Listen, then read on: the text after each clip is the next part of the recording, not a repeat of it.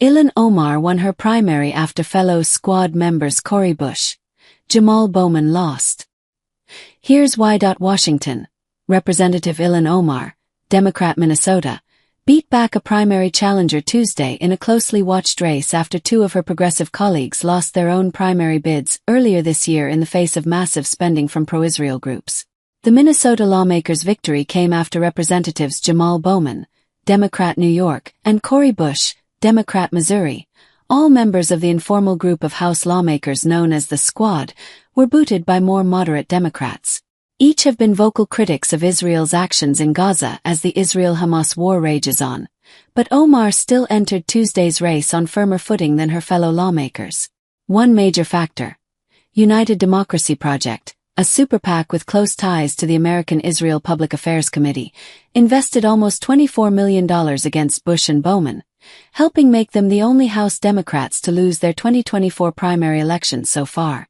Israel and the war in Gaza has defined race after race this year as the Democratic Party splits over how to address the conflict. The war has created a rift on the left, as Congress's progressive members push the Biden administration and other Democratic leaders to come out more forcefully against the bombing campaign in the Gaza Strip. Omar has long voiced concerns over Israel's policy, being one of the first lawmakers to publicly call for a ceasefire.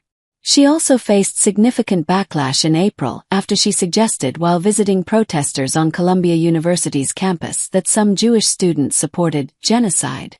But the United Democracy Project didn't invest in Omar's race, a shift from her 2022 primary bid. Back then, former Minneapolis City Council member Don Samuels, who Omar again faced on Tuesday, lost by just over 2,400 votes. The United Democracy Project spent $350,000 in the days leading up to that election to boost Samuels.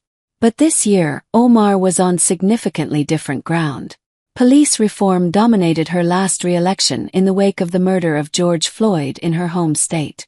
Omar was one of the most outspoken lawmakers and didn't shy away from calling for police reform.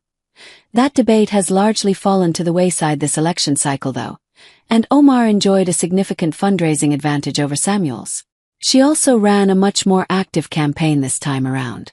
In the last primary, it wasn't close because we don't have the support of the people that we represent, Omar said last week at a rally in Minneapolis. It was close because we did not remind every single person that there was a primary and they needed to get out and vote.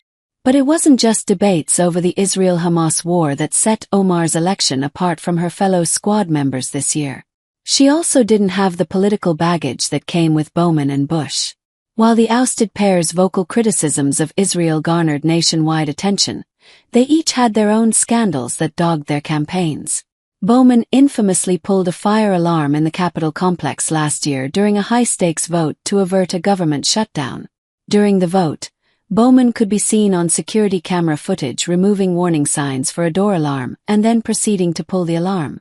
The New York Democrat claimed it was a mistake and pleaded guilty to a misdemeanor charge for willfully, or knowingly, triggering the alarm. The Republican-controlled House, on a mostly party-line vote, censured him after the incident. Bush is currently under federal investigation over using her campaign funds for security services. She said she hired her husband as part of her security detail in the face of threats to her personal safety since becoming a lawmaker, but she has maintained she has not used federal funds for her own security. The combination of Bowman and Bush's scandals paired with millions of dollars from pro-Israel groups made their primary contests among the fiercest in the country. United Democracy Project spent $14.5 million against Bowman leading up to his election, which became the most expensive House primary in history. The group also invested over $9 million in Bush's race. The two laid blame at AIPAC for their losses and called out the staggering sums of campaign spending against them in their concession speeches. "We should be outraged when a super PAC of dark money can spend $20 million to brainwash people into believing something that isn't true," Bowman said in June right after he was projected to lose his primary. Bush was much more upfront in her speech, telling her supporters earlier in August after she lost her race, "AIPAC, I'm coming to tear your kingdom down."